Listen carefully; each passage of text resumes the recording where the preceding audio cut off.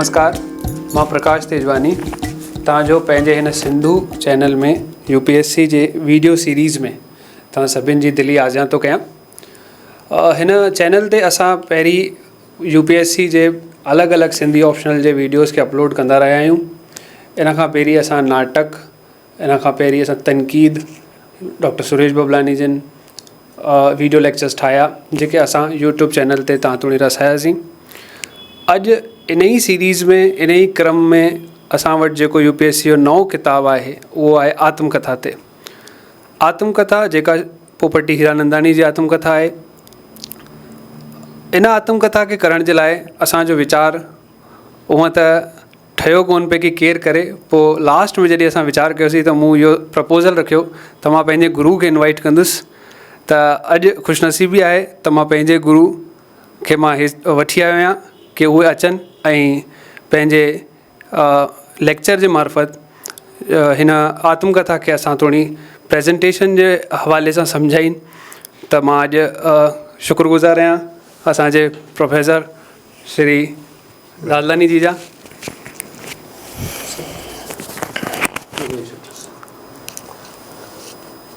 महिरबानी प्रकाश, तव्हां हेॾो सुठो इंट्रोडक्शन ॾिनो मुंहिंजो।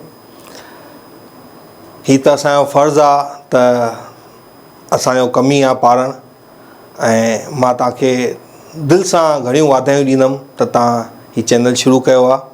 उहे ॿार, अॼुकल्ह टेक्नोलॉजी जो ज़मानो आहे, ॿार घरु वेठे ई इन जो पूरो फ़ाइदो वठी सघनि। जेके ॿार क्लासिस में नथा अची सघनि, जेके असां सिधो नथा मिली सघनि, त उहे असां हिन लेक्चर ॾिसी करे उन जो पूरो फ़ाइदो वठी सघनि। ऐं मां इन कम लाइ तव्हां हेॾी महिनत कई आहे, हेॾो सुठो सेटअप ठाहियो आहे, ऐं सिंधी समाज लाइ, सिंधी भाषा लाइ हीअ तव्हां ॾाढो सुठो कमु करे रहिया आहियो, उन्हनि जी शेवा करे रहिया आहियो। इहो क़ाबिले तारीफ़ आहे। इन लाइ मां तव्हांखे पंहिंजी दिलि जी गहराइयुनि सां घणेई वाधायूं ॾियणु चाहींदुसि। तंहिंखां पोइ मां हिकु नंढी सी जानकारी तव्हांखे ॾींदुमि त मां पंहिंजे ॿारनि खे बि इहो सम्झाईंदो आहियां क्लासिस में त सिंधी लिखणु पढ़णु, अगरि तव्हां सिंधी आहियो, सिंधी मातृभाषा तव्हांजी आहे, त पंहिंजी सरकार जॾहिं हेॾा प्रयास करे थी, तव्हांजे लाइ हेॾा वज़ कया अथई, हेॾा प्लेसिस ॾिना अथई तव्हांखे, जंहिंसां तव्हां पंहिंजी सिंधी भाषा खे खणी करे ऐं तव्हां अॻियां वधी सघो था। पर शायदि असांजे सिंधी ॿारनि खे इहो पतो ई न आहे। मां पंहिंजी क्लासिस में बि चवंदो आहियां त सिंधी पढ़णु, सिंधी लिखणु, इहो तव्हांजी पढ़ाईअ सां गॾु गॾु, जीअं पाण कोट पाईंदा आहियूं न, कोट पाईंदा आहियूं, रेमंड जो कोट पायो ऐं उन ते हिकु ब्रॉश लॻायो त उहो कहिड़ो मस्तु चमकंदो आहे। शादीअ में वेंदा त उन जो हिकु नज़ारो ई ॿियो हूंदो आहे, हिकिड़ो तव्हांजी सूंहं में चार चांद लॻाए ॾींदो आहे। तीअं अथव पंहिंजी सिंधी भाषा, तव्हां पढ़ो लिखो सभु कयो, पर अगरि तव्हां हिकु सब्जेक्ट सिंधी खणो था त इहो सिंधी सब्जेक्ट जेको आहे तव्हांजी पढ़ाई लिखाईअ में उहो ब्रॉश जो कमु कंदो। जॾहिं इहो चमकंदो त तव्हांजी ज़िंदगी मटे छॾींदो। ॿियो उदाहरण तव्हांजो प्रकाश आहे। प्रकाश ॾिसो, फस्ट अटैम्प में, वेरी फस्ट अटैम्प में सिंधी प्रीवियस कंदे ई हिन नेट JRF क्लियर करे छॾियो। इहो ॾाढो वॾो अचीवमेंट आहे। त इहो प्रकाश अकेलो न आहे, अहिड़ा प्रकाश घणेई ठही सघो था। बसि सोच आहे, राह खपे, सोच खपे, हिकु पंहिंजे भाषा लाइ प्यारु खपे। हीअ पाण एरोनॉटिकल इंजीनियर जो स्टूडेंट आहे, सॼी उमिरि एरोनॉटिकल इंजीनियरिंग इंग्लिश मीडियम जो पढ़ियल लिखियल ॿारु आहे, पर हिनखे पंहिंजे भाषा सां प्यारु हो। ॾाॾे जी सोबत में अची करे पंहिंजे ॾाॾे सां रहियो, उन्हनि हुनखे हिर्सु ॾियारियो ऐं हिर्सु पाए करे ई मूं वटि आयो। खईं सिंधी खणी, अॼु MA रेगुलर में स्टूडेंट आहे गवर्नमेंट कॉलेज में। प्रीवियस कंदे हिन नेट जो एग्ज़ाम ॾिनो ऐं फस्ट अटैम्प में हिन JRF क्लियर कयो। इहो ॾाढो वॾो अचीवमेंट आहे। इन लाइ मां हिनखे धन्यवाद ॾींदुमि ऐं चईंदुमि अॻियां बि अॻियां वधंदो रहे, हिन जो जीवन रोशन थींदो रहे। महिरबानी। मां चंद्र प्रकाश दादलानी, असिस्टेंट प्रोफेसर सम्राट पृथ्वीराज चौहान, राजकीय महाविद्यालय अजमेर में कार्यरत आहियां। अॼु असां आत्मकथा या आत्मकहाणी पोपटी हीरानंदाणीअ द्वारा लिखियल मुंहिंजी हयातीअ जा सोना रोपा, इन जे बारे में विस्तार सां पढ़ंदासीं। आत्मकथा जे बारे में घणनि ई लेखकनि, विद्वाननि पंहिंजा पंहिंजा राया ॾिना आहिनि। जॉर्ज मशच जे राय मुताबिक़ ऑटोबायोग्राफी में कंहिं ख़ासि शख़्स जे जीवन जो वर्णन ख़ुदि उन ई शख़्स द्वारा कयल हूंदो आहे। इन खां पोइ मां तव्हांखे ॿुधायां त मुंहिंजी हयातीअ जा सोना रूपा पोपटी हीरानंदाणी जेकी आत्मकथा लिखियलु आहे उहा 14 वर्कनि में लिखियलु आहे। अॼु असां 7 वर्क हिन क्लास में पढ़ंदासीं। 7 वर्क वरी पाण नेक्स्ट क्लास जॾहिं लॻंदी तॾहिं पढ़ंदासीं। पहिरियों वर्क मां ऐं पन्ना। पढ़ण जूं आदतूं मूं में प्रोफेसर KN वासवाणी विधि ऐं लिखण जी श्री हासिमल माखीजानीअ। पोपटी हीरानंदाणी बचपन खां ई ॾाढी ईअं चइजे त लिखण पढ़ण में होशियारु हुई। हैदराबाद जी रहंदड़ हुई। इन्हनि जा पिता साहिब जेके हुआ उहे फॉरेस्ट ऑफिसर हुआ। इन करे ॾाढो घर में बि सुठो माहौल हुअनि, पैसे जी काई कमी कोन हुअनि। घर जे बरामदे में अॻियां असां पढ़ंदासीं त माहौल ॿुधायो वियो आहे। घर जे बरामदे में हिननि जे अक्सर पखी या शिकार ॿिया शिकार तारुनि ते ॿिया सुकंदा हुआ ऐं आड़े पाड़े वारा उहे शिकार वठी वेंदा, पाण माणींदा हुआ, उन्हनि खे बि खाराईंदा। इन्हनि जी माता साहिब नॉनवेज न खाईंदा हुआ त इन करे घर में ईअं ठहंदा कोन हो। पर इन्हनि जे पिता साहिब शौक़ीन हुआ त उहे पटे वारे खे पंहिंजे जेको हिननि जो नौकर हो उन्हनि खे घुराए करे उनखां ठाराए पाण खाईंदा हुआ। त शुरू खां ई हिननि जेको आहे ॾाढो सुठो माहौल ॾिठो, पैसे जी काई कमी कोन हुअनि हिननि खे। लिखण पढ़ण जा ॾाढा शौक़ीन हुआ। जॾहिं हे मीरा कॉलेज में विया त प्रोफेसर KN वासवाणी सां मिलिया जेके हिन जा अंग्रेजी जा टीचर हुआ ऐं हासिमल माखीजानीअ सां मिलिया, उहे प्रोफेसर हुआ। इन्हनि हिन में लिखण ऐं पढ़ण जूं आदतूं विधियूं हुयूं। हासिमल लिखण लाइ आमदा कयो ख़्याल जो विस्तार करण में ऐं विस्तार वारी ॻाल्हि खे नंढो करे लिखण जो ॾांहुं तो में आहे तूं लेखिका बणिजी सघी थी। जेके हिन जा प्रोफेसर हासिमल माखीजानी साहब हुआ उहे हिननि खे लिखण लाइ एतिरो उकसायो ऐं उन्हनि खे चयूं त तव्हांखे ख़्यालनि जी जेकी आहे ॼाण आहे, तव्हां ख़्यालनि खे पंहिंजी भाषा में लिखी सघो था, उन्हनि खे नंढे खां वॾो करे सघो था ऐं उनखे हिकु सुठी तरह सां कलमबद्ध करे सघो था। तंहिंखां पोइ हिन वर्क में इहो ॾेखारियो वियो आहे त हीअ अॻियां हली करे मीरा कॉलेज में संस्कृत पढ़िया। संस्कृत में हुननि जो शौक़ु जाॻियो। संस्कृत में ॾिठूं त इतिहास ॾाढो वधीक आहे, साहित्य ॾाढो वधीक आहे। उन में जेके असांजा पुराणा काव्य लिखियल आहिनि उन्हनि जे प्रति हिननि जो आकर्षण वधियो त हिननि संस्कृत विषय खणी उहो पढ़ियो।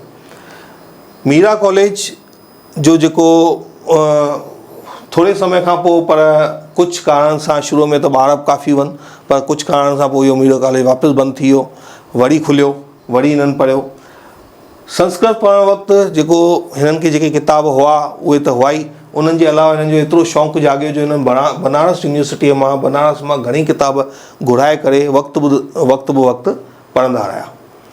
विरांगे बैदि हिननि वटि एतिरो खज़ानो हो जो हिननि जी माता साहिब बि हमेशह हिननि ते नाराज़ थींदी त जिते किथे किताब फैलाए वेठी ऐं सॼो घर तो किताब करे छॾियो आहे। त जंहिं महिल विरांगो थियो त उहो पस मंज़र अॻियां असां पढ़ंदासीं ॿियनि पन्ननि में।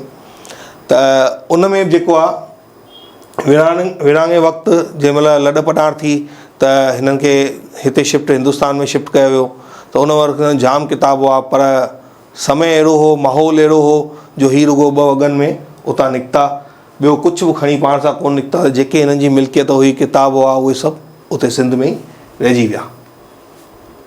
इन खां पोइ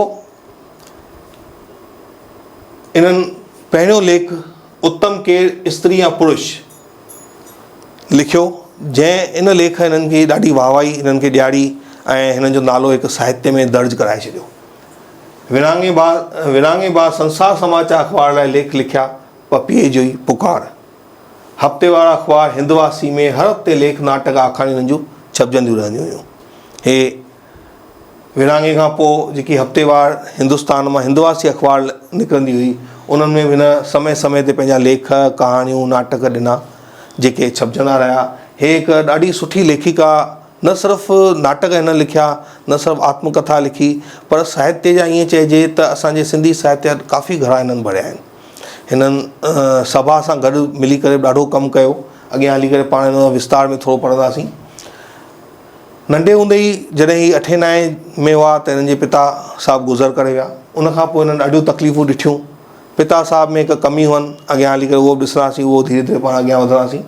त पिता जे गुज़रण वक़्तु ई पूरे 10 सालनि जी बि कोन हुई। नंढनि भाउरनि भेनरुनि खे पालण जो ज़िम्मो हिननि जे मथां आयो। वॾो भाउ हिननि जो हशू हो, जंहिं ते घर जे परिवार जी ज़िमेदारीअ जो सॼो भार अची पियो हो। उनखां पोइ 1943 में हिननि जी भेण 1971 में माता साहिब गुज़ारे विया। नंढे हूंदे ई हिननि ॾाढियूं तकलीफ़ूं ॾिठियूं, पैसो घणेई हुअनि पर कुझु कारणवश उहो पैसो बि हली, अॻियां पाण थोरो डिटेल में पढ़ंदासीं। इन खां पोइ वर्क ॿियो हालतुनि ई मूंखे सेखारियो आहे। हिन वर्क में इहो ॾेखारियो वियो आहे त कंहिं रूप सां हिननि जे पिता साहिबु ॿुधायो मां, जीअं शुरूआति में ई मां ॿुधायो त फॉरेस्ट ऑफिसर हुआ, पैसे अटे लटे जी कंहिं ॻाल्हि जी घर में कमी कोन हुई, ॾाढो सुठो, 7 ॿार हुआ, 7 पाण में भाउर भेनर हुआ, पर परिवार में पैसे जी कॾहिं कमी कोन ॾिठी। पिता साहिबु हिन जो चाचा हो, उनखे पीअण जी लत हुई त हुन जेको पैसो पंहिंजो हो सॼो पीअण खाइण में उॾाए छॾियो, पर हिननि जे पिता साहिब खे को अवगुण कोन हो। अवगुण हो त हिकिड़ो ई हो जंहिंजी मां ॻाल्हि पे कई त पैसा ॿियनि खे व्याज ते उधार ॾींदा हुआ। शिकारपुर में जंहिं सेठ वटि बदिली थियनि, शिकारपुर में जंहिं सेठ वटि मकान में किराएदार हुआ, उन सेठ खे 10,000 रुपया उधार ॾिना हुअनि। जॾहिं हिन जे पिता साहिब जी डेथ थी त उन प्रॉमिस कयो त मां तव्हांजा पैसा जल्दी ॾेई छॾींदुमि, पर पिता साहिब जे गुज़रण खां पोइ उहो भाई मुकरी वियो, सेठ हुनखे पैसा न ॾिना। तंहिंखां पोइ जेको सोनमीन हो ॾाढी तकलीफ़ में अची विया। जेको हिननि जो हिकु दोस्त हो ताराचंद, जेको ॾाढो अज़ीज़ दोस्त हुअनि, भाउरनि वांगुरु घर में अचणु वञणु ॾाढो हो, भाउरनि वांगुरु रहंदा हुआ। उन्हनि सां गॾु मिली करे हिननि जे पिता साहिब हिकु ॾाढो वॾो प्लॉट परचेस कयो। उन प्लॉट जा जेके पैसा ॿिन्ही भाईवारी में परचेस कयो अधु में, पर ताराचंद कुझु कारणवश उहे पैसा चुकाए न सघियो, पैसा भरे न सघियो, त हिननि जे पिता साहिबु पोपटी हीरानंद जे पिता साहिबु उहो सॼा पेमेंट चुकता कयो ऐं उहो सॼो प्लॉट जेको आहे पंहिंजे नाले कराए छॾियऊं। पिता साहिब जे देहांत खां पोइ उहो प्लॉट ताराचंद दोखे सां ॿिए कंहिंखे विकिणे छॾियो ऐं उन मां जेके पैसा मिलियसि उहे बि खाई खपाए छॾियईं। जॾहिं हिननि खे इहा ॻाल्हि पतो पई त पुलिस में कंप्लेन कयूं, पुलिस वारनि ताराचंद खे पकड़े हिननि जे साम्हूं आंदो, त ओॾीमहिल ताराचंद गिड़गिड़ाइणु लॻो, हुनजे माता जे अॻियां रोइणु लॻो, आजियूं निजारियूं करणु लॻो त मुंहिंजा नंढा नंढा ॿार आहिनि, पाण गॾु वेही करे रोटियूं खाधियूं आहिनि, गॾु रिहाणियूं कयूं आहिनि, पाण हिकु परिवार जा आहियूं, मां तव्हांजा पैसा धीरे धीरे चुकाए छॾींदुमि, महिरबानी करे मूंखे हिन आज़ार खां छॾायो, मूंखे हिन पुलिस खां छॾायो। माता साहिबु, छाकाणि त सिंध में अहिड़ो माहौल न हो जो असां हिक ॿिए सां दुश्मनी पालियूं, सभु भरिया पूरिया हुआ ऐं नंढपण खां हिननि जो दोस्त गॾु ईंदो वेंदो हो, ॾिठो हुअऊं शुरूअ खां ई, त काफ़ी हिननि सां लॻाव बि हो, त माता साहिबु हुननि खे माफ़ु करे छॾियो, छॾे ॾिनो। तंहिंखां पोइ हुन भाईअ कॾहिं हुननि खे रुपयो बि ॾिनो कोन। कुल मिलाए जेकी उहा प्रॉपर्टी आहिनि उहा बि खाई वियूं। उनखां पोइ जेको हिननि वटि अॻे सोन दॿलियुनि में रखंदा हुआ, सोने जूं दॿलियूं चवंदा हुआ हुनखे, सोन नंढियूं नंढियूं दॿलियुनि में रखंदा हुआ, त सोन चांदी बि काफ़ी हुअनि पंहिंजो। त हाणे जॾहिं इहो पैसो बि न रहियो, जेको पैसो पिता सां ॿियनि खे उधार ॾिनो, त उहो बि जेको आहे कंहिं चुकता कोन कयो। पिता जे वञण खां पोइ माता साहिबु वटि जेको सोन हो, उन पंहिंजे भाउ जे चवण ते उहो सोन सॼो आहे जेको उन चयईंसि भई तूं कंहिंखे सेठ वटि गिरवी रख ऐं उतां जेको पैसो मिलई उहो पैसो व्याज ते ॾे, ताकी तुंहिंजो परिवार हली सघे, पालण पोषण थी सघे। त माता साहिबु भाउ जे चवण ते जेको कुझु उहो सोन विकिणी करे पंहिंजो ऐं व्याज ते रखियो भाउ जे दोस्त वटि। पर क़िस्मत इहा जो उन बि अंत में जेॾीमहिल पैसा ॾियण जो टाइम आयो त हथ मथे करे छॾियईं ऐं पैसा हिननि खे कोन ॾिनई। तकलीफ़ पैसे जी अची वई त नंढपण खां ई सिंध में या हैदराबाद में इहो हिन में ॿुधायो अथनि त इहो माहौल हो त जेके ॿार होशियारु हूंदा हुआ उन्हनि खे क्लास टिपाया वेंदा हुआ, मतिलबु त हिकु ई साल में 2-2 टे क्लास पाढ़े छॾिबा हुआ। त नंढपण खां इहा छोकिरी ॾाढी होशियारु हुई, पोपटी हीरानंदाणी। इन्हनि पढ़ी करे ऐं झटी मैट्रिक, ॾाढी नंढी एज में मैट्रिक पास करे छॾियऊं। त मैट्रिक सां गॾोगॾु हिननि मास्टराणी बणिजण जी सिख्या वठण लाइ कोर्स शुरू करे छॾियो। मैट्रिक पास करण खां अॻु ई ट्यूशनूं पाढ़णु शुरू कई ताकी पंहिंजो परिवार हली सघे। मैट्रिक कंदे ई कुंदनमल गर्ल्स हाई स्कूल में म्यूज़िक टीचर जी नौकिरी हिननि खे मिली वई, जिते हिननि कुंदनमल गर्ल्स हाई स्कूल में ई पढ़िया हुआ, पंहिंजो ई स्कूल हुअनि, इन ई स्कूल में वरी हिननि खे नौकिरी मिली वई। अॻियां हिन वर्क में ॾेखारियो वियो आहे त ही शुरूअ खां ई बेडपाई हिन में हुई, पंहिंजे हक़ लाइ लड़ण जी ताक़त हुई, इच्छा हुई ऐं लड़ंदा बि हुआ। हिकु बार जॾहिं हिते हिननि जूं पघारूं कोन पे वधायूं वयूं त इंस्पेक्शन थियो स्कूल में, त इंस्पेक्शन जे वक़्तु हिननि जेको आहे जेको इंस्पेक्टर इंस्पेक्शन करणु आयो उन सां ॻाल्हाइणो, इहो पंहिंजे मथां ज़िम्मो खयूं त मां ॻाल्हाईंदुसि ऐं मां पंहिंजी ॻाल्हि उन्हनि जे अॻियां रखंदुसि। जीअं ई हिननि जे प्रिंसिपल खे इहा ॻाल्हि पतो पई त उन्हनि साफ़ चयो त अॼु इंस्पेक्शन आहे, तोखे अॼु स्कूल में कोन थी अचिणो, तुंहिंजी छुटी अथई। पर हिननि खे त हुन सां ॻाल्हाइणो जिद जा पका हुआ त कंहिं न कंहिं लाइब्रेरी में विहण जे बहाने ऐं स्कूल में अची विया। त जीअं ई हू इंस्पेक्टर उतां लंघियो ऐं क्लास में इंस्पेक्शन कयईं पिए त हीअ उनजे अॻियां वञी करे, साईं मूंखे तव्हां सां हिकु ॻाल्हि करणी आहे, ऐं उनजे अॻियां दिलि खोले पंहिंजी सॼी ॻाल्हि रखी छॾियूं। नतीजो ॿिए ॾींहुं प्रिंसिपल पंहिंजे चैम्बर में घुरायूं ऐं थोरो करे आवाज़ में चयूंसि त तोखे वधीक होशियारु थी ठहीं, तूं हिकिड़ो कमु कर, बजट ठाहे ॾे। हाणे हे मैथ्स में ॾाढा कमज़ोर हुआ त मैथ्स खां हिननि खे डपु लॻंदो हो। पोइ हिननि पंहिंजे साथी जेको टीचर हुओ हुनखे चयूंसि त हुन चयो हा मां ठाहे ॾींदुमि, ऐं हुननि बजट ठाहे ॾिनो स्कूल जो, ऐं नतीजतन हिननि जी पघार सभिनी टीचर्स जी वधी वई। त इन सां इन्हनि जे हक़ लाइ बेडपाई सां ॻाल्हाइण जो जेको आहे उहो थिए थो। उनखां पोइ साधू वासवाणी जॾहिं हे नंढा हुआ, बचपन में नंढा हुआ, वॾा थिया हैदराबाद में हिन जो मकान हो। हैदराबाद में मकान जिते रहिया उते पासे में ई साधू वासवाणी जो आश्रम बि हो, या मकान चइजे आश्रम चइजे, जिते साधू वासवाणी साहिबु रहंदा हुआ। ऐं उहे पंहिंजो सत्संग बि कंदा हुआ, सत्संग में ई वेंदा हुआ। त स्पेशल गीता क्लासिस साधू वासवाणी उन टाइम हलाईंदा हुआ। त स्पेशल गीता क्लासिस में हे उन्हनि वटि साधू वासवाणी वटि विया, जितां उहो साधू वासवाणी वाबस्ता थिया ऐं उन्हनि सां ॾाढो मुतासिर थिया, उन्हनि जे चरित्र सां, उन्हनि जे जेको स्वभाव सां हे मुतासिर थिया, ऐं हितां ई हिननि खे संस्कृत पढ़ण जी चाहना पैदा थी। मीरा कॉलेज खुलियो हो त ही सर्विस कंदा हुआ। मीरा कॉलेज में इहा ॾाढी सुठी ॻाल्हि थी त 3 खां 7 बजे ताईं खुलियो हो, जिते क्लासिस हलाया वेंदा हुआ। त हिननि मास्तरी कंदे कंदे 3 खां 7 ताईं इहा क्लास जॉइन कयो, ऐं हिते प्रोफेसर नारायण दास भट्टीजा जेके रेगुलर संस्कृत जा क्लासिस वठंदा हुआ उन्हनि सां वाबस्ता थिया, ऐं उन्हनि सां ॾाढो प्रभावित बि थिया, ऐं उन्हनि खां ई संस्कृत सिखिया।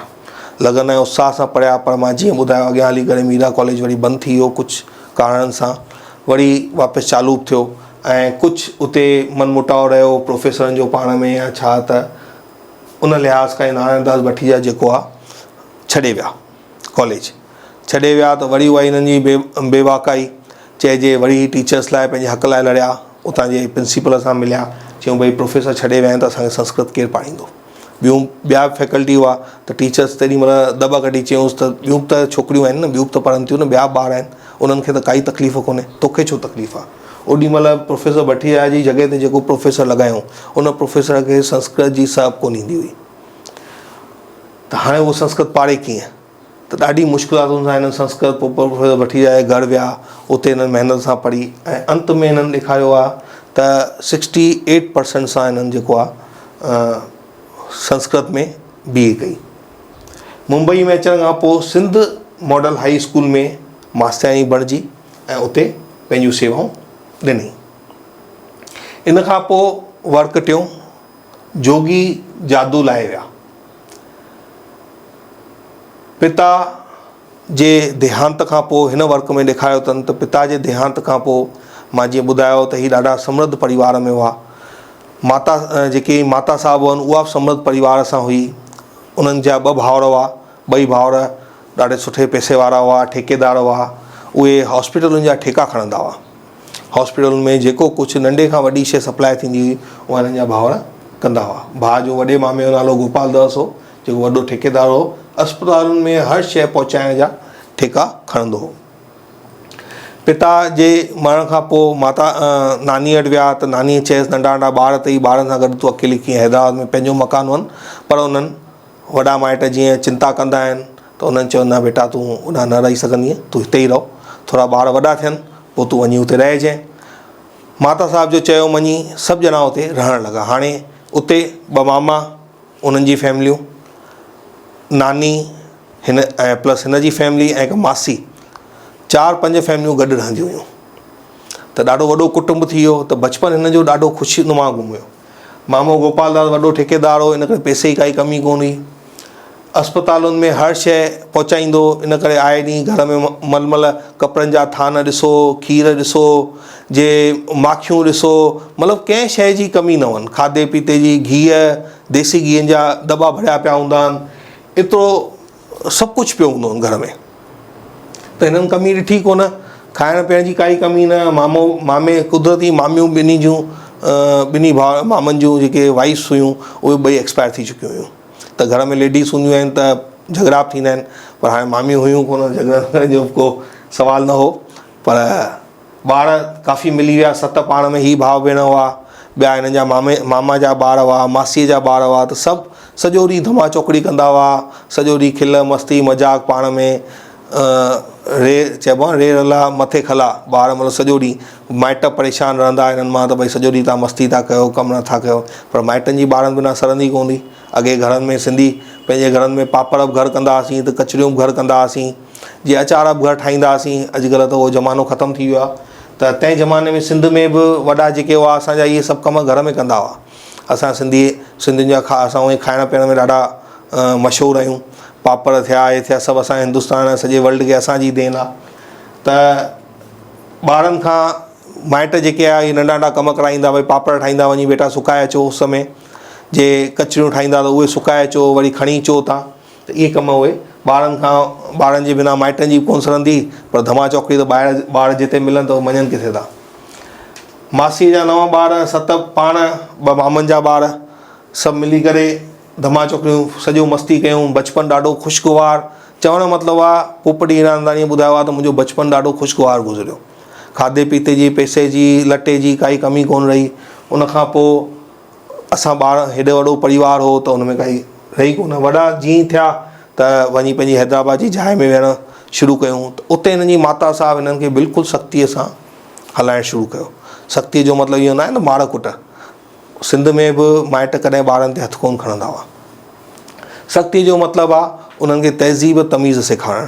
त सुबुह जो उथी, जीअं मां ॿुधायोमांव त उते पासे में ई साधू वासवाणीअ जो ईअं चइजे आश्रम हो, जिते हो रोज़ु सुबुह जो 5 बजे पंहिंजा व्याख्यान ॾींदा हुआ।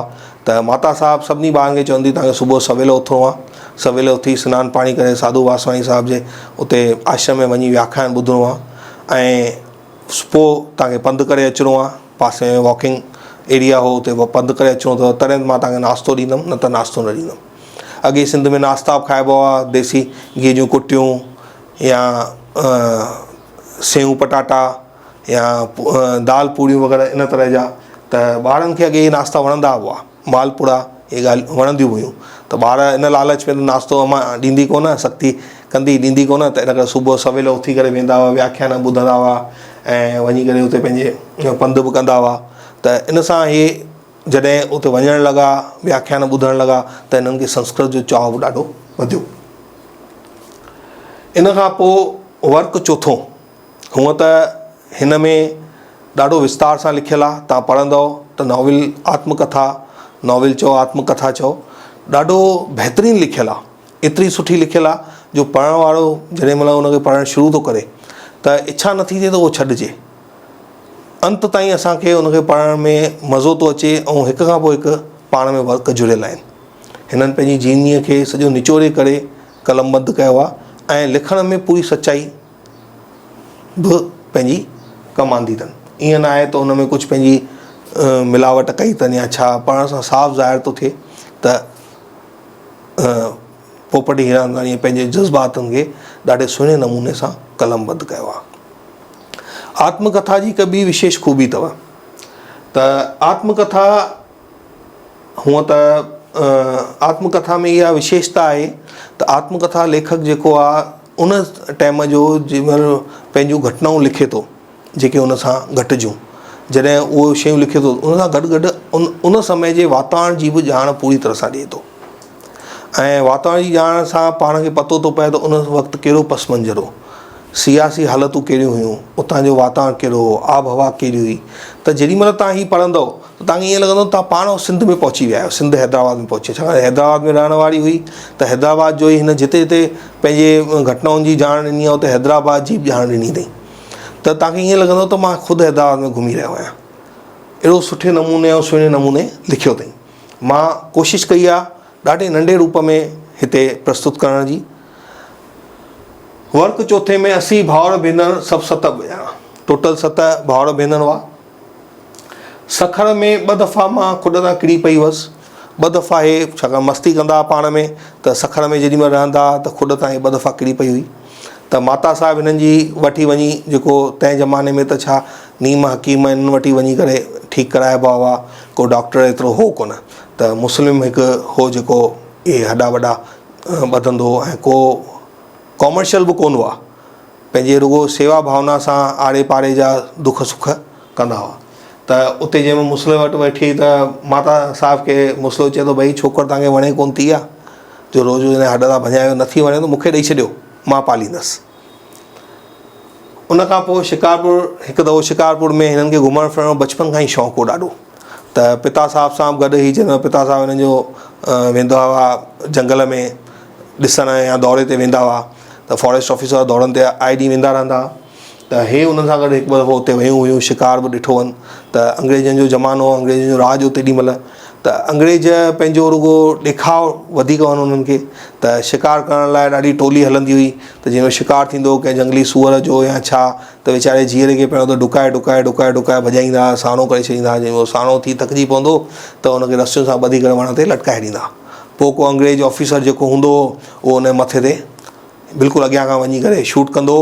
शूट करे जेॾी महिल रत जी फुहार निकिरंदी हुई त उन पासे बीह करे बंदूक खणी करे ऐं फ़ोटो कढाईंदो। हुनखे इन तरह जो ॾाढो शौक़ु हो। त इहा बि ॻाल्हि हिनखे वणी कोन हुई, इन में हिन जो ज़िक्र कयो अथई। त जी पासे में शिकारपुर में रहंदी त पाड़े वारी हुई। अॻे पाड़े वारियुनि सां ॿार उन्हनि जे घर बि ईंदा वेंदा। बिल्कुलु माहौल बि अहिड़ो हूंदो हो सिंध में, जो बिल्कुलु ॼण आरो पोड़ो अबो ई मञींदा हुआ।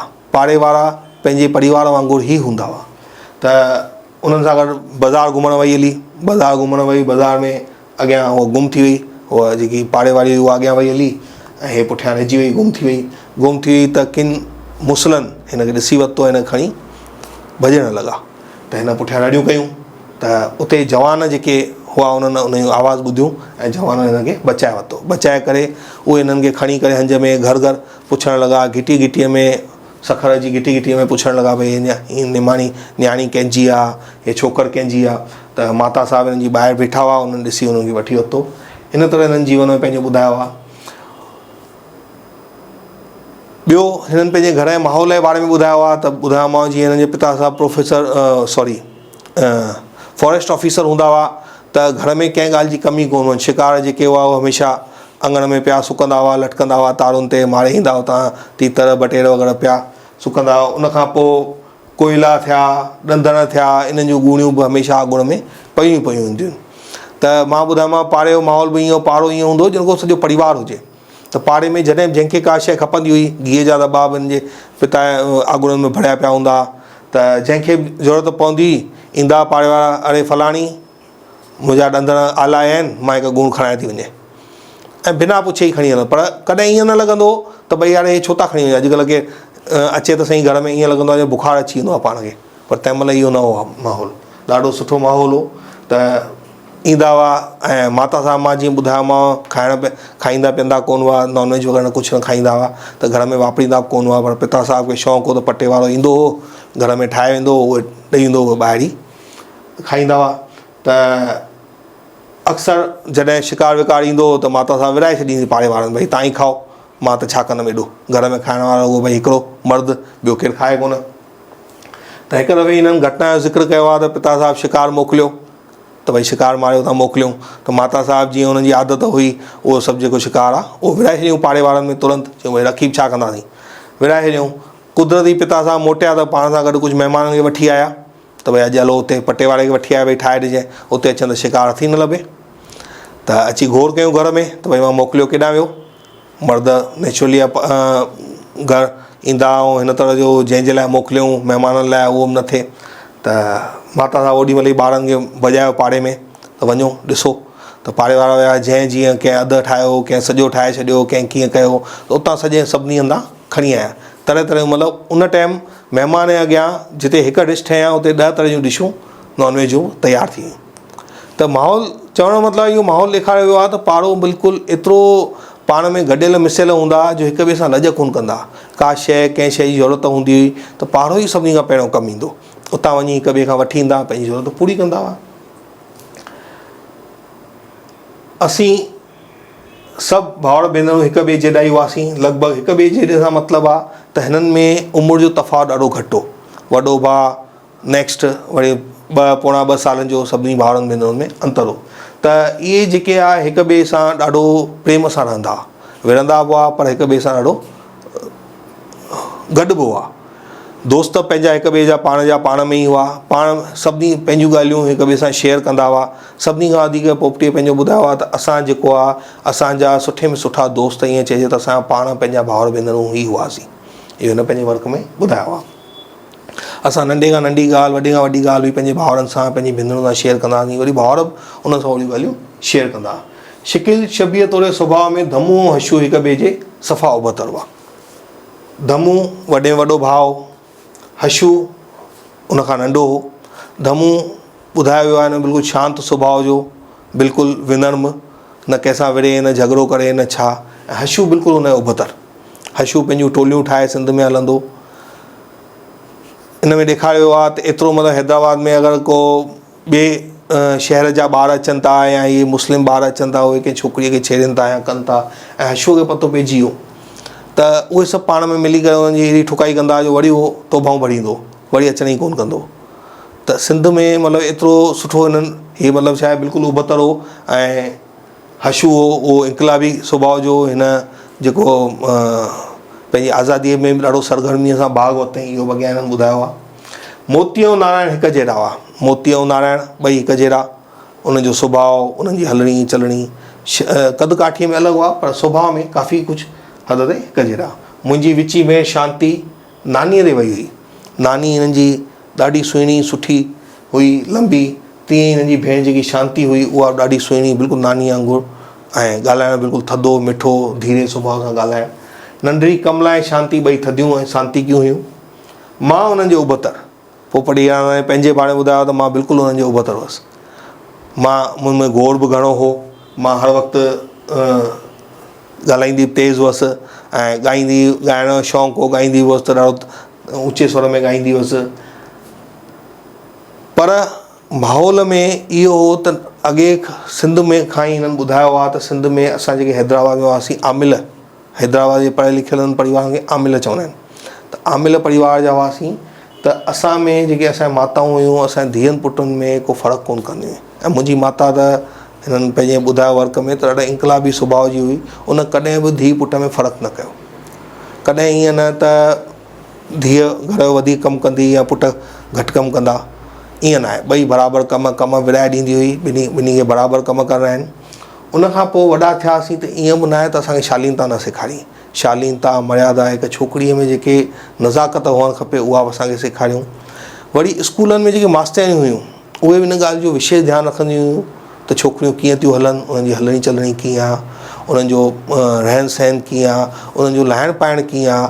अगरि का ॿार नंढी फ्राक पाए ईंदी या छा त टीचर्स उन तुरंत दरकार ॾींदियूं हुयूं, माइटनि खे घुराए दरकार ॾींदियूं। ऐं माइट बि उन्हनि टीचर्स जी ओतिरी इज़त कंदा हुआ, उन्हनि जो मान रखंदा हुआ, उन्हनि जी ॻाल्हियुनि जो मान रखंदा हुआ ऐं तुरंत पंहिंजे ॿारनि खे सम्झाईंदा हुआ। उन ज़माने में ट्यूशनुनि जो इन्हनि जो उन्हनि जो हो चलनि, पर ईअं न हो जो रुॻो उन्हनि वापारु हुनखे ठाहे रखियो, अहिड़ी ॻाल्हि न हुई। टीचर खे ओतिरो ई सम्मान, गुरूअ खे जीअं सम्मान मिलणु खपे उहो सम्मान मिलंदो हो। ऐं टीचर जो न सिर्फ़ु ॿार बल्कि माइट बि चयो मञींदा हुआ। वॾा थियासीं त ॿुधायो अथनि त हिन में वर्क ॿुधायूं त जॾहिं ही वॾा थिया त माता साहिबु पिता साहिबु त गुज़र करे विया नंढे हूंदे ई।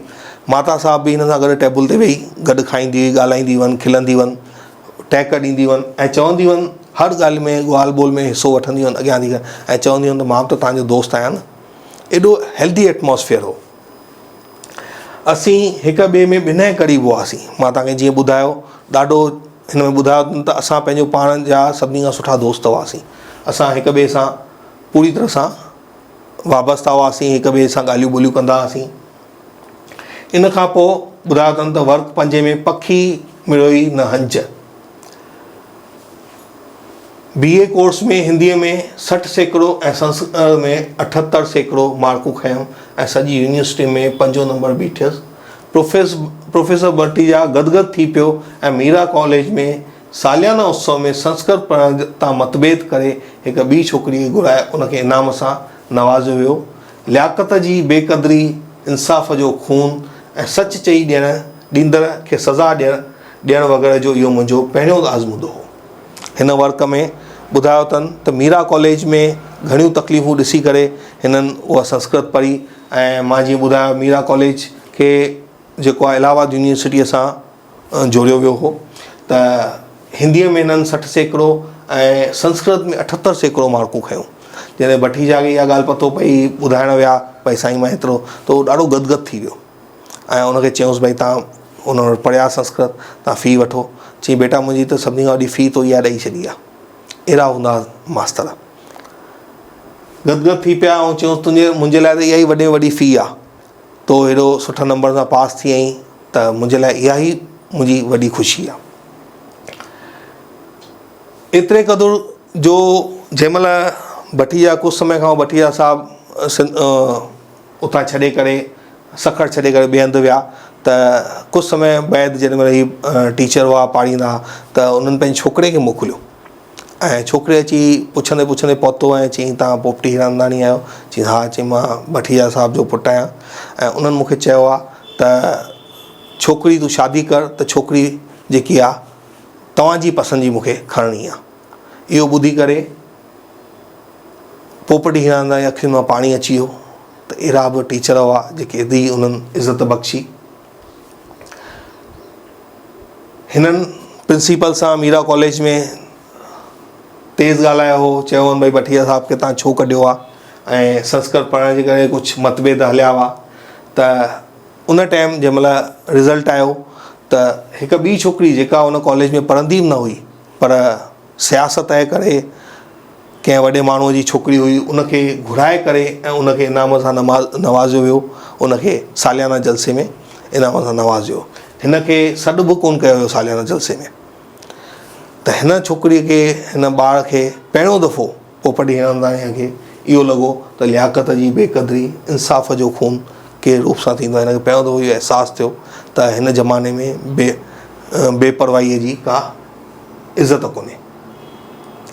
इन खां पोइ हिननि साहेड़ियुनि जे में बि जॻह जॻह ते धोखा खाधो, ॿिया बि हिननि खे आज़मूदा थिया। हिकु हंधि साहेड़ी जॾहिं कॉलेज में पढ़ंदे हिकु साहेड़ी रखियऊं त खेनि एॾी हुन सां महिनत कयूं जो नोट्स बि पंहिंजे हथ सां लिखी ॾींदा हुआ, रातियूं वेही हुनखे पाढ़ींदा हुआ, सभु कुझु कयूं। पर वरी हिननि बि ॿिनि टिनि ॻाल्हियुनि में हिननि खे धोखो ॾिनो। इन तरह जा घणेई आज़मूदा हिन ॾेखारिया आहिनि। बम्बईअ में जॾहिं मास्तरी पिया कनि त ओॾीमहिल बि हिननि हिकु हम उमिरि टीचर, उते जेकी ॿी टीचर हुई हुन सां गॾु दोस्ती ॾाढी सुठी रखियऊं, उन्हनि खे ॾाढी मदद कयूं, हर तरफ़ां उन्हनि खे मदद कयूं। पर जंहिं महिल वक़्तु आयो त घणेई दफ़ा उन्हनि बि जेको आहे हिन सां धोखो कयो ऐं हिननि जे बारे में अफ़वाहूं उॾायूं, ग़लति सलत अफ़वाहूं उॾायूं, जंहिंसां हिननि जो मनु टुटी पियो। आज़ादी जी हलचल में हिननि कॾहिं बि सिधी तरह बहिरो कोन वरितो, सिधी तरह कॾहिं बि। छो?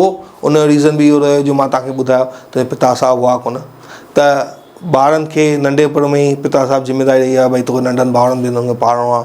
उन खां पोइ मां ॿुधायो त पिता जे वञण खां पोइ जेको आहे हिननि जी माली हालत थोरी ख़राबु थी वई।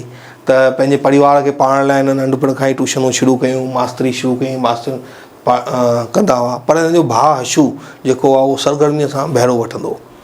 त अॻे घरनि में छा लाठियूं रखंदा हुआ। जेॾीमहिल हिननि माहौल ॾेखारियो आहे त जेॾीमहिल ही ऐलान थियो त भई सॼो जेको पाकिस्तान, सिंध आहे पाकिस्तान खे ॾिनी थी वञे, हिंदुस्तान मां इहो ऐलान थियो, त ओॾीमहिल जेको ही पस मंज़र ॾेखारियो त अॻियां पाण पढ़ंदासीं हिन जे बारे में, मां हाणे डिस्कस कयां थो।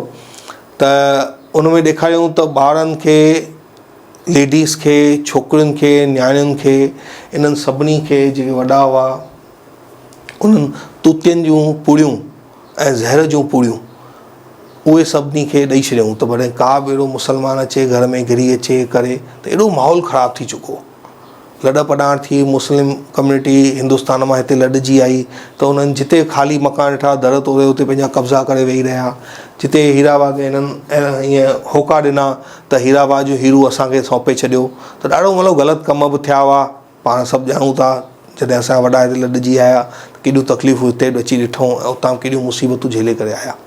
त अहिड़े माहौल में हिननि जेको आहे उते हशू हिन जो भाउ जेको सरगर्मीअ सां मां ॿुधायो मां बहिरो वठंदो, त घर में 100 खटुनि हेठां लाठियूं रखंदा हुआ। लाठियुनि जे अॻियां वरी कोका लॻाए करे उन अॻियां कीलू रखंदा, भई कॾहिं का अहिड़ी आफ़त अचे त उहे लाठियूं कमु अचनि। घरनि में लेडीज़ खे सभिनी खे तूतियूं पूड़ियूं शहरियूं पूड़ियूं ॾेई छॾींदा, भई कॾहिं का अहिड़ी ॻाल्हि थिए त तव्हां उहे खाई छॾिजो, पर पंहिंजी अस्मत खे पंहिंजी इज़त खे ज़ाया न थियणु ॾिजो। ॿारनि खे इहो सेखारियो वियो त कॾहिं का अहिड़ी ॻाल्हि थिए त बटण इहे स्विच जे ॿिन्ही टुंगनि में 2 आङुरियूं विझी करे बटण चालू करे छॾियो ताकी तव्हां उते ई ख़तमु थी। अहिड़ियूं अहिड़ियूं ॻाल्हियूं ॿारनि खे सेखारियूं वयूं, इन्हनि ॻाल्हियुनि लाइ तयारु कयो। अहिड़ो बुरो माहौल थी वियो जिते हैदराबाद में हर शाम जो 12 हिकु बजे ताईं ॿाहिरि छोकिरा वेठा मस्तियूं कंदा, मज़ाक़ूं कंदा। उते जेॾीमहिल इहो पसमंज़र शुरू थियो, जॾहिं इहो ऐलान थियो त पाकिस्तान सिंध सॼी पाकिस्तान खे ॾिनी वई आहे, त माहौल अहिड़ो थी वियो शाम जो 6 खां पोइ ॼण कारी ऊंदहि थी वेंदी हुई। लाइटूं घरनि जूं बंदि थी वेंदियूं हुयूं, हर को पंहिंजे घरनि में डिॼी करे उते ई वेही रहंदो। टीवी हलाए ॾिस बि हुई त वॾा चवंदा बंदि कर, माण्हू सोचींदा अलाए छा टीवियूं हलाए वेठो आहे त घिड़ी न अचनि। अहिड़ो माहौल पैदा थी वियो। इन माहौल खे हिननि बि ॾाढो नज़दीकीअ सां ॾिठो।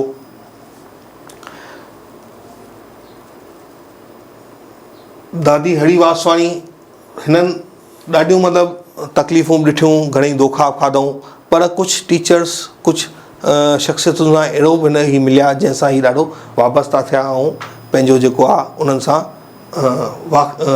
सां ॾाढो चइजे खणी भई प्रभावित थिया। दादी हरी वासवाणी ऐं गुरदासमल हाई स्कूल जो प्रिंसिपल श्री लदाराम जो मूं ते तमामु घणो प्रभाव पियो। ही ॿ अहिड़ा शख़्स हुआ जंहिंजी करणी हिननि खे ॾाढी वणी ऐं उन्हनि सां ही ॾाढो प्रभावित थिया। श्री लदाराम प्रिंसिपल हूंदे बि इन्हनि वटि हशू पढ़ंदो हिननि जे कॉलेज में, त हिकु दफ़ो हशूअ खे छा टंग ते गोॾे में धकु लॻी पियो। प्रिंसिपल साहिबु उतां लंघिया, ॾिठऊं त पाण उन्हनि उते झुकी करे उनखे पटी कयूंसि, पटी करे घर ताईं छॾणु आया। उन्हनि जी हिन सुबुह हेॾो वॾो भई प्रिंसिपल, हेॾे वॾे कॉलेज जो प्रिंसिपल ऐं मुंहिंजे भाउ खे एतिरो भई हिकु साधारण स्टूडेंट खे भई एतिरो तवज़ो ॾिनी अथनि त ॾाढो उन सां प्रभावित थिया। जॾहिं मुंहिंजो भाउ हांगकांग में तमामु घणो कमायो त अमीअ खे अचण लाइ लिखियईं। अमीअ जवाब में लिखियसि, जिन दोस्तनि तोखे चढ़ण में मदद कई आहे तूं उन्हनि सां विराए वंडे खाओ पी माण चोड़। केॾी न ॾिसो भावनाऊं, केॾो विशाल हृदय आहे। अॻे जे माण्हुनि में एॾो विशाल हृदय हो जो सभु कुझु मिलण खां पोइ उहो उनखे ठुकराए छॾनि। हिन जो वॾो भाउ हांगकांग वियो, हितां जॾहिं हिंदुस्तान पाकिस्तान अलॻि थियो, सभु टिड़ी फिखड़ी विया, त हिन जा 2 भाउर जेके आहे ॿाहिरि विया हुआ। हशू बि वियो, पर हशू जी घरवारी वापसि हिनखे घुराए छॾियो, पर हीउ हांगकांग वियो, उते ॾाढो सुठो पैसो कमाई। पैसो कमाइण खां पोइ अॻे चांदीअ में खाइणु, सोने जी थालियुनि में खाइणु, चांदीअ जे गिलास में पीअणु हिननि पंहिंजो शान सम्झंदा। त हिन पंहिंजी माता साहिब लाइ अॻे हिननि जे घर में हुआ, जॾहिं पिता साहिब हिन जा जीअर हुआ, ॾाढो पैसो हुअनि, सभु कुझु हुअनि। वॾो थियो त हिन पुट खे इहा हुई इच्छा त मां पंहिंजी माउ खे इहो कयां, त हिन पंहिंजी माउ लाइ चांदीअ जो गिलास वरितो, थाली वरिती ऐं माउ खे फ़ोन कई, अम्मा तूं हाणे हिते अचु, हाणे भॻवान जी दया सां सभु कुझु वरी मिली वियो आहे, तूं अची हिन गिलास में पाणी पी। मानस चयो, पुट हाणे मुंहिंजी अवस्था थी वई आहे, मां हाणे छा अची कंदमि, हीअ चांदीअ जा गिलास मां घणेई पीता, घणेई ॾिठो आहे, हाणे तूं उन्हनि दोस्तनि जी मदद कर, उन्हनि खे चाढ़ जंहिंजे बदौलत तूं हिते जॻह ते पहुतो आहीं। केॾी न विशाल हृदयत आहे, त तूं ख़ुदि बि माण ऐं उन्हनि खे बि चाढ़ जंहिंजे करे तूं हिन जे स्थान ते पहुतो आहीं। जॾहिं कृष्ण खां गोपियुनि पुछियो त सुठे में सुठी प्रार्थना कहिड़ी आहे, त कृष्ण चयो त पाण खां हेठि बीठल इंसान जो पाण जहिड़ो ई आदर सत्कार करणु, इहा ई वॾे वॾी प्रार्थना आहे। केॾी सुठी ॻाल्हि ॿुधाई अथनि त अॻे माण्हू ईअं न हो त ग़रीब आहे, गुरबो आहे त उनखे धुतकारे छॾींदा हुआ। न, सिंध में इहो माहौल हूंदो त जेको बि दर ते आयो आहे पोइ भिखारी आयो आहे, सन्यासी आयो आहे, केरु बि आयो आहे, त उनखे मोटाईंदा कोन हुआ। जेको उन्हनि जी श्रद्धा हूंदी, जेको कुझु घर में हूंदो उहो ज़रूरु ॾींदा। ग़रीब में ग़रीब परिवार वटि बि अगरि को सन्यासी, को साधू, को भिखारी वञी बीहंदो हो, को मंगतो बीहंदो हो, त उनखे ख़ाली हथ 7 दाड़ियो वञी बीहंदो हो त उनखे पाणी बिस्कुट जेको घर में हूंदो उहो ज़रूरु पियारींदा, खाराईंदा। कॾहिं पाण ऊच नीच जो अहिड़ो विशेष न हो। इन तरह सां इंसानियत ही अहिड़ा हिननि जे माहौल मिलियो, हिननि खे अहिड़ा संस्कार मिलिया जंहिंमें ही वॾा थिया। पर बॉम्बे में जीअं आया त हिते बिल्कुलु माहौल अलॻि। बॉम्बे में त तव्हांखे ख़बर ई आहे, इंसान खे न पुछे। त उते जेको माहौल ॾिठूं त हिननि खे ॾाढो अलॻि ई लॻो त भई सिंध में असां कहिड़ो माहौल में जियासीं, हाणे कहिड़ो आहे। हाणे इंसान मां इंसानपणो अदम मौजूदु थी वियो आहे। वर्क छा मूं प्यारु कयो। हाणे हिन में हिननि पंहिंजी लव स्टोरी जे बारे में ॿुधायो आहे त हैदराबाद जा आमिल, हिन हाणे हिते इहा ॻाल्हि कई अथनि, हैदराबाद जा जेके आमिल हुआ उहे पंहिंजी धीअरुनि भेनरुनि खे प्यारु करणु ॾींदा ई कोन हुआ। तॾहिं इहो माहौल ई न हो त लव स्टोरियूं लिखियूं वञनि या प्यार जूं शादियूं थियनि। कॾहिं कंहिंखे ईअं पतो पइजंदो हो त प्यारु कंहिंसां कंहिं कयो आहे त ॿिन्ही खे उफ़ट मारे छॾींदा, या त मारे छॾींदा या हुननि सां अहिड़ियूं ताज़ियूं कंदा जो सोचे करे, कल्पना करे डपु लॻंदो। सिंध में मुस्लिम कम्यूनिटी वधीक हूंदी हुई त हिननि बि हुते माहौल ॾेखारियो आहे त नंढा ॿार मुसलमाननि खे खणी वेंदा, जोड़ी हुननि खे पंहिंजो धर्म में विझी छॾींदा हुआ। जॾहिं उहे ॿार वापसि अचणु चाहींदा, वॾा थींदा, समझदार थींदा ऐं पतो पवंदो हीअ मुंहिंजा माउ पीउ आहिनि, त वापसि अचणु चाहींदा त जेके मुखी हुआ, पाड़े ओड़े जा मुखी हुआ, उहे उन्हनि खे अचणु कोन ॾींदा हुआ। उहे संस्कारनि जो वास्तो ॾेई करे उन्हनि खे अचणु, वापसि हिंदू ठहणु कोन ॾींदा हुआ। अहिड़ा जेके कन्वर्टेड मुस्लिम्स हुआ उन्हनि खे उते शेख चइबो। त इहो उते रिवाज़ हो त शेख वरी छा कंदा, पंहिंजे मामनि जूं, पंहिंजे रिश्तेदारनि जूं न्याणियूं उन्हनि सां शादियूं करे छॾींदा। त इन करे बि हैदराबाद में न्याणियुनि ते वधीक सख़्ती रखी वेंदी हुई। उन्हनि खे ॿाहिरि घुमणु कोन वेंदो, पर्दा प्रथा हुई ऐं वधीक ॻाल्हाइणु ॿोलाइणु कोन ॾियणो पवंदो हो। जंहिं महिल ही स्कूल में पाढ़ींदा त नेचुरली वेंदा हुआ स्कूल में पढ़णु, त 9 मास्टरियूं गॾु हलंदियूं हुयूं। सभु पाण में गॾु थी करे हिक ॿिए जे घरनि मां थींदियूं, उतां हिक घर गॾिजी करे सभु गॾु वेंदियूं। त उन ज़माने में जॾहिं हू पंहिंजे घिटीअ मां निकिरंदी हुई त हिकु नौजवान छोकिरो हमेशह पोपटी खे ॾिसंदो रहंदो हो। धीरे धीरे उमिरि अहिड़ी हुई जो पोपटी बि उनखे ॾिसणु लॻी, उनखे वणणु लॻो। काफ़ी टाइम ताईं ईअं नज़रूं मिलियूं। नज़रुनि सां कंहिं महिल पोपटी उनखे मुश्क ॾेई छॾींदी हुई। त इहा बि सिंध में ॾाढी वॾी ॻाल्हि हुई त कंहिं छोकिरे खे ॾिसी मुस्कुराइणु, ॿिए पंहिंजियूं साहेड़ियुनि सां बचाए करे उनखे मुस्के ॾींदी हुई। थोरो टाइम इहो वधियो, पर कुझु समय खां पोइ पाण ई, पर हिननि जो छा आहे, लक्ष्य इहो कोन हो, लक्ष्य पढ़णु हो। हे पंहिंजी पढ़ाईअ में व्यस्त थी विया त इन तरफ़ अॻियां वधी न सघिया। कुझु शर्म जे करे, कुझु समाज जे करे, लिहाज़ जे करे अॻियां वधी न सघिया हिन में। पर कुझु समय खां उहो छोकिरो बि उते अचणु बंदि थी वियो। छोकिरो इंजीनियरिंग पंहिंजी पढ़ाई कंदो, पढ़ाई जे करे उहो ॿाहिरि वियो, पढ़ियो उते। पढ़ण खां पोइ हुननि ॿुधो त हुन कराचीअ में शादी करे छॾी आहे। वरी हिननि ॿिए कंहिंसां प्यारु कोन कयो, सॼी हिन में ॾेखारियो, ऐं शादी बि न कयो। छो शादी छो न कयो, अॻियां हिननि ॿुधायो आहे त शादीअ में बि जेको आहे दहेज प्रथा जो ॾाढो रिवाज़ हो। अॻियां वर्क में हिननि ॿुधायो आहे, उहो असां पढ़ंदासीं उन में विस्तार सां थोरो। अॻियों वर्क आहे सतें वर्क में, जॾहिं मूंखे ज़िंदगी ऐं मौत जो गॾियल अहसासु थियो।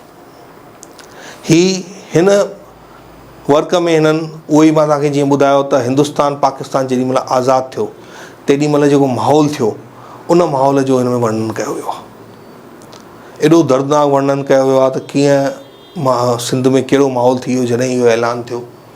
रेडियो ते ज़ाहिर थियो त मुल्क खे विरायो वेंदो। अख़बारुनि में ख़बर आई सॼी सिंध पाकिस्तान में मिली आहे।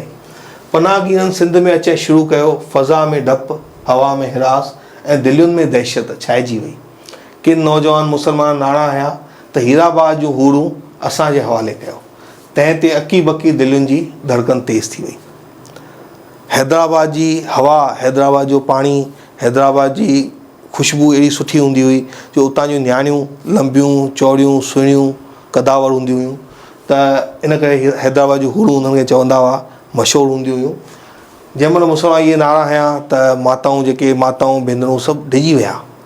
ॾाढो मतिलबु माहौल अहिड़ो उतां जो थी वियो जो सोचे करे कल्पना करे बि असांजो रोंगटा खड़ा था थी वञनि। मां तव्हांखे ॿुधायो घर में ओॾीमहिल ई जीअं ई अहिड़ो थियो जेके मुसलमान उते आया, जिते ख़ाली गढ़ सां ताला तोड़े उते कब्ज़ो करे छॾींदा हुआ, त अहिड़ो माहौल हलियो पिए। हर हिकु मां तव्हांखे ॿुधायो जीअं छोकिरियुनि खे सेखारियो वियो त मुसलमान गिरी अचे त बिजली जे तारुनि खे पकिड़े करे आत्मदाह कयो या तूतिया खाई पंहिंजी जान ॾेई छॾियो, उन जे बारे में ॿुधायो वियो आहे। त हर हिकु घर में छोकिरियुनि खे सेखारियो वियो त मुसलमान घर में गिरे त बिजलीअ वारे प्लग में ॿिन्ही टुंगनि में आङुरियूं विझी बटण हेठि करे पाण खे ख़तमु कजो। घरनि में तूतीअ ज़हर जूं नंढियूं पुड़ियूं पिणु विड़ायूं वयूं जीअं ॾुखे वक़्त में ज़ालुनि खे कमु अची सघनि। हशू जेको हमेशह खिलंदो हो, हमेशह सभिनी सां मस्तियूं कंदो हो, को मुस्लिम अगरि कंहिं छोकिरीअ खे हैदराबाद जी कंहिं न्याणीअ खे पाड़े ओड़े न्याणीअ खे अची छेड़ियईं त उन्हनि खे सभु मिली करे मारींदा। उन ॾींहुं जॾहिं वापसि मोटियो त उन चेहरे ते ख़ौफ़ हो, चुप हो। सभिनी पुछियोसि भई थियो छा, आख़िर थियो छा? त उन्हनि चयो भई सभिनी मुखियुनि फ़ैसिलो कयो आहे त असांखे हाणे ही घर मकान जल्दी छॾिणा आहिनि ऐं असां इहो कमु अॼु राति जो ई कंदासीं। इनखे जेको अंजाम आहे अॼु राति ई ॾिनो वेंदो। जीअं ई माता साहिब इहा ॻाल्हि ॿुधी त हुन बिल्कुलु दिमाग़ ई ख़राबु थी वियो ऐं चई पहिरियों ख़ासि करे नंढा ॿार ऐं कुंवारियूं छोकिरियूं इन्हनि खे कढियो वेंदो। अॼु राति जो हिकु लॉरी हितां हलंदी जेका हली करे मीरपुर ख़ासि रवाना थींदी, उतां ट्रेन में हिननि खे चाढ़े छॾिबो। त माता साहिबु पुछियसि भई ट्रेन में चाढ़िबो, उते वेंदासीं किथे हिंदुस्तान में, किथे रहंदासीं, छा खाईंदासीं, छा पीअंदासीं? चई माता तव्हां चिंता न कयो, मां हुते सॼो व्यवस्था कई आहे जोधपुर में। मां पंहिंजे दोस्तनि खे पहिरियों ई मोकिले छॾियो आहे, उते वञी करे उहे कुझु व्यवस्थाऊं करे छॾींदा ऐं तव्हां हींअर रवाना थियो। माहौल ॾींहों पूरी ख़राबु थो थींदो वञे। इहो ॿुधंदे ई ॼण नांग सूंघिजी वेंदो आहे न, ईअं सूंघिजी वियो। राति जी निंडियूं फिटी वयूं, आधी राति जो हलिणो आहे, छा छॾियूं छा खणूं कुझु सम्झ में न पियो अचे। घर जे हिकु हिकु शइ सां दिली जज़्बात जुड़ियल हुआ। हर घड़ीअ सॼो परिवार हिकु हिकु कमरे में वञी करे हिकु हिकु शइ खे ध्यान सां ॾिसे पियो, उन्हनि सां ॼण को ॻाल्हाए पियो थो, ईअं पियो ॾिसे ॼण को हुन सां ॻाल्हाए पियो थो, उन्हनि सां पंहिंजो आख़िरी रिहाणियूं पियो थो करे, अखियुनि मां पाणी पियो वहे। पोपटी जेकी बर्थ भरींदी हुई, जीअं मां ॿुधायो त छोकिरियुनि खे हर तरह सां तयारु कयो वेंदो, उन्हनि खे रोटी बि सेखारी वेंदी हुई, पढ़ाई लिखाई में होशियारु कयो वेंदो हो, बर्थ बि सेखारिया वेंदा हुआ, पापड़ खीचा बि सेखारिया वेंदा, मतिलबु हर तरह सां छोकिरीअ खे सिंध में तयारु कयो वेंदो हो भई हुन छोकिरी थियण जो हर फ़र्ज़ु अदा करे सघे। त हिननि खे सभु हिननि बचपन खां उहे सभु मरिया हुआ, घणेई चादरूं मरियूं आहिनि विहाणा, त उन्हनि खे ॾिसे पई चए मां हीअ छॾियां छा छॾियां, छोकिरियुनि लाइ त इहा सभिनी खां क़ीमती शयूं आहिनि। मुंहिंजा एॾा कपिड़ा तरह तरह जा कपिड़ा मूंखे को किथां वरितो आहे, को किथां वरितो आहे, मुंहिंजा इहे किताब जंहिंसां मूंखे एॾो प्यारु आहे, पर सभु छॾिणो पियो।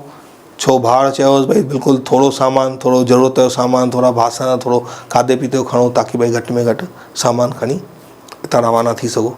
राति जो आधी राति जो लॉरी आई, लॉरीअ में सभु ॼणा चढ़िया, पहिरियों थोरो घणो सभिनी सामान चाढ़िया, पोइ सॼो पाणे लेडीसूं इहे चढ़ियूं, उहे वञी सुबुह असुर जो ई मीरपुर ख़ासि में पहुची विया। उतां जोधपुर जी ट्रेन में चढ़िया। ट्रेन जीअं अञा थोरो रवाना थी त हिकु मुस्लिम ऑफिसर अची रोके छॾियो त जेको कुझु हिननि खे खणी वञणु कोन्हे ॾियणो हिंदुस्तान में, सभु हिननि खां फुरे छॾियो। त जेको कुझु ई पाण सां गॾु खणी आया हुआ, कपिड़ा लटा, थोरा बासण, उहे सभु जेके आहे उते स्टेशन ते हिननि खां फुरे छॾिया विया। हिननि खे बिल्कुलु हिकु हिकु लटे में ई जंहिंमें हुआ हुन में ई रवानो कयो वियो। सवेल सुबुह जो जोधपुर पहुतासीं। जोधपुर पहुची विया, सुबुह सां ट्रेन पहुची वई। उते लथा त कुझु अतो पतो न किथे वञिणो आहे। छो हशूअ चयो हुअसि त भई तव्हांखे छोकिरा ईंदव उते, उहे व्यवस्था कनि था, पर उहे छोकिरा बि आया कोन। ॾींहुं गुज़री वियो। ॾींहुं शाम ताईं उहो हिकु छोकिरो आयो, पोइ हुनखे पाण में उहो 50 खनि ज़ालूं ॿार हुआ। खाइण लाइ कुझु बि कोन हो, पाइण लाइ कुझु बि कोन हो।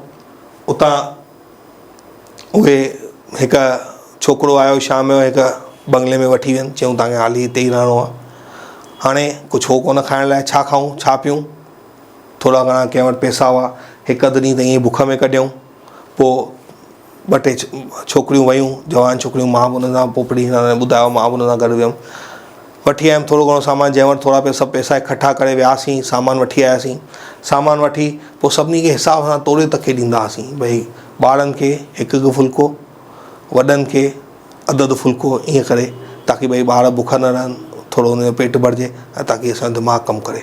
2 ॾींहंनि खां पोइ थोरो अन जो दाणो वियो त थोरो सो हुननि खे राहत मिली। आड़े पाड़े खां थोरो घणो वठी आया त आड़े पाड़े वारनि बि चयो भई असां ॾिसो ॿारनि जी मदद कर, तव्हां सभिनी 50 ॼणनि जी त करे कोन था सघूं, त ॿारनि लाइ त उन्हनि थोरो घणो ॾिनो, ईअं करे मिली थोरो घणो करे गुज़ारो हलायूं।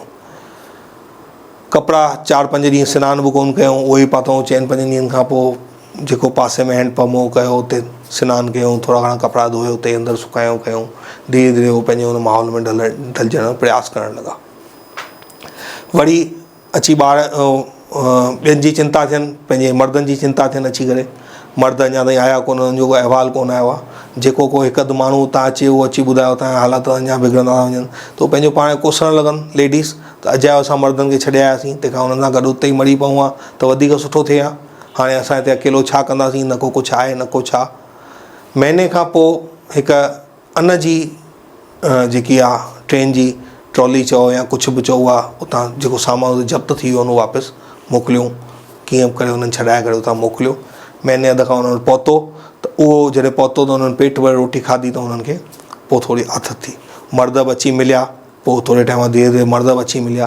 पोइ जीअं जीअं थोरो माहौल ठीकु थींदो रहियो, उन्हनि सभिनी पोइ उतां निकिरी करे हर को पंहिंजे नाणे लाइ, पंहिंजे अटे लटे लाइ, को किथे वियो हली, को अहमदाबाद वियो हली, को साईं गुजरात वियो हली, को बड़ौदा वियो हली, को किथे वियो हली, त ही बि हितां निकिरी सभु कणो कणो थी विया। चवण जो मतिलबु आहे त सभु जेके हुते 50 खनि लेडीज़ आया हुआ, 50 परिवार हुते आया हुआ, उहे सभु कणो कणो थी विया।